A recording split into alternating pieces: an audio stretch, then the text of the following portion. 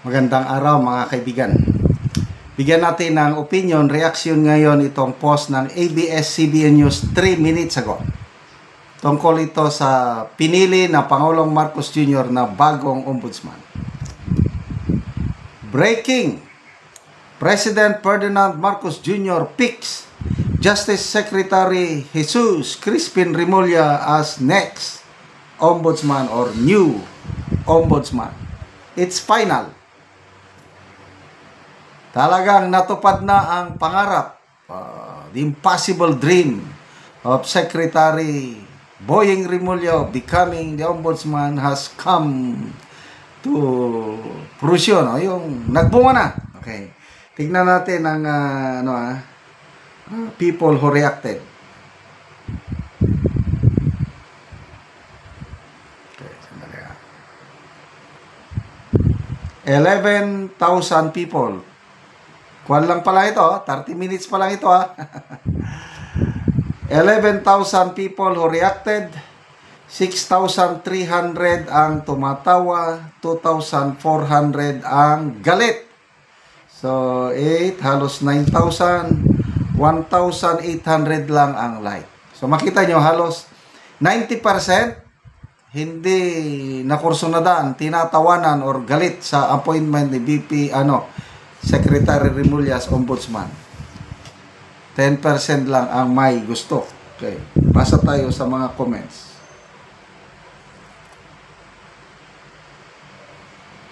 Crisia Milayo. Naku po, dyan aalsa ang taong bayan. Pag inappoint mo yan, Presidente, wala nang dangal ang ating bansa. Na-appoint na. Talagang wala na. Jerome Santiago, grabe, hindi namin expected na si Boying ang mapipili ni Mr. President. Lahat nagulat. Ako, hindi na ako nagulat. Sinasabi ko na yan, once na naisama sa shortlist si Secretary Boying, siya na. Dalawa lang silang contender. Yung isa, yung si Annalisa Lugan. Mark Anthony Arino, alam naman talaga na siya ang pipiliin. Pinangluloko niya lamang ang mga Pilipino.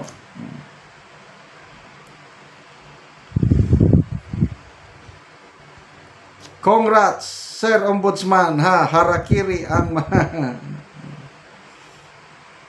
Gabriel Iligan.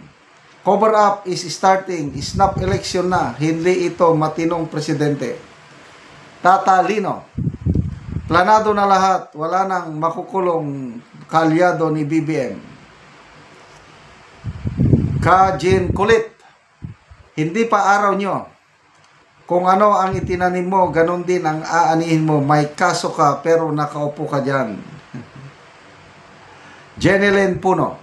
Walang kahirap-hirap. It's not what you know, it's who you know. Galia Mendoza. Hay nako, Pilipinas, kaluoy na lang po. Anyway, yung kasabihan nga, kung gusto, maraming paraan. Kung ayaw, maraming dahilan. Kaya yung impossible dream na totoo na. Okay, kantahan na lang natin si Secretary Boying Remulla. To dream the impossible dream, to fight the unbeatable foe. Mga Duterte ang kanilang unbeatable foe. To bear the unbearable sorrow. To run where the brave dare not go. To right the unrightable wrong. To love pure and chaste from afar. To try when your arms are too weary. To reach the unreachable stars. Yung ombudsman, that's the unreachable star of Boying Remulla. This is my quest, to follow that star, no matter how hopeless, no matter how far, to fight for the right without question or pause, to be willing to march and to hell for a heavenly cause. And I know if I only be true to that glorious quest, that my heart will lie peaceful and calm when I'm led to my rest. And the world will be better for this, that one man, scorned and covered with scars, still strove with his last ounce of courage to reach the unreachable storm. Congratulations, Ombudsman Boying Rimulya. Ganyan talaga ang buhay, mga kaibigan. But to me, I am not worried at all. Kahit kitang-kita na yung mga plano nila laban kay BP Sara, they will not succeed. Kung ano ang itinadhana ng Diyos, walang makakapigil. To me, opinion ko lang ito, na itadhana ng Diyos, maging presidente si BP Sara sa 2028. Plan C daw nila ito. Plan Z. C, according to Senator Amy. Totoo yung post ni Senator Amy nung linggo. Diba? Sabi niya, nagluluksa ng Pilipinas. Kulay itim na. Dahil hihirangin na si Boying Rimulya na ombudsman. Ito, natotoo na. Plan C, ikukulong daw nila si BP Sara sa 2027. Wala. Yes, mas sampahan nila ng kaso. Correct. Ang ombudsman po, hindi po yan korte. Ano lang yan, investigative body o parang prosecutor lang. May magreklamo sa iyo, punta sa piskal. Ang piskal, pag nakita niya ebidensya na mayroong puruhan, iindig ka, sasampahan ka ng kaso sa korte. Pagdating sa korte, doon ang tunay na labanan. At ako, naniniwala pa rin ako sa korte. Kaya, sampahan man ninyo ng patong-patong na kaso, ang ombudsman, pwede niyang sampahan ang patong-patong na kaso si BP Sara sa Sandigan Bayan. Ba't ang tunay na labanan sa Sandigan Bayan? Di nila kaya ang Sandigan Bayan. Kaya ako, I'm not worried at all. Bring it on! Ombudsman Rimulya, kasuhan nyo si BP Sara. Tingnan natin anong mangyari.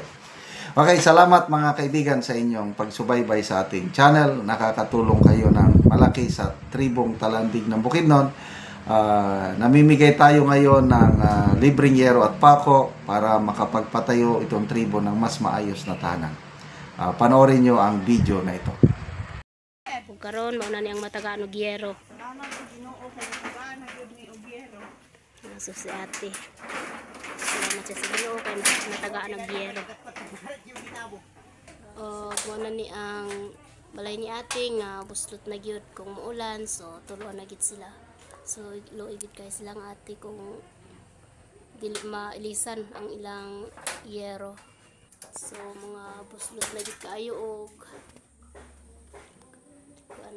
tuluan na gid kayo kung muulan.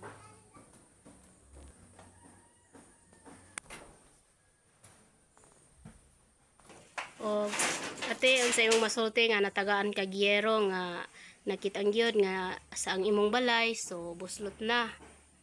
Ang akong masulti, dagan kaayong salamat unang-una sa Ginoo kay sa 15 na mo katuig nga pagpuyo ay pagyud mi naka ilis og sin. So 15 years na diay ang inyong balay busa na inani na. So 15 years na daw diay ni siya ang ilang balay ni ante. So nganong karon pa man mo makapulis o giyero ate nga 15 years naman nga na-damage ang inyong daot ang inyong yero.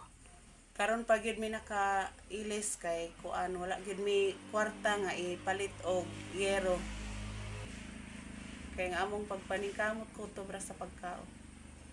So Na kay anak ate. na aduha. Kay anak duha. So pila imong edad ate? 38.